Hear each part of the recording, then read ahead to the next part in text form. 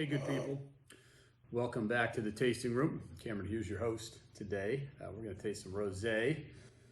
And this is $9 a bottle.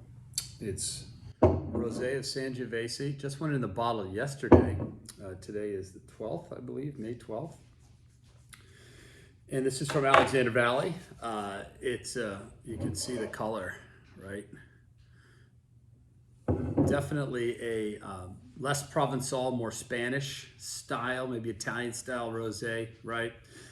It is Sangiovese, but let's see what we got. Great color and beautiful aromas on this wine.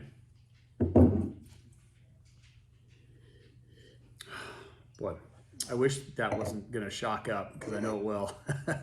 But in about a month, this should be back to normal and smelling great again, but it is going to go downhill from here. You get about a week on big reds for bottling before they really get upside down, but let's talk about Sangiovese.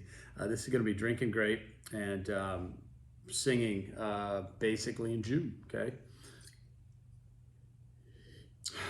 Beautiful florals, as well as really redolent, rich watermelon, kind of strawberry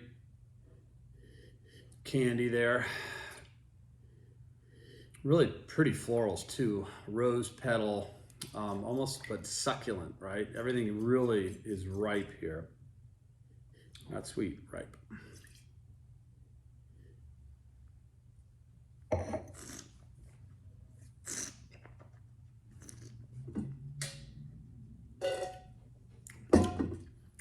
Beautiful fruit, great acidity, bone dry structure, comes in really lush, right? Spreads out, really pretty minerality, and there's just a little kiss of tobacco, right? You get that aromatically as well.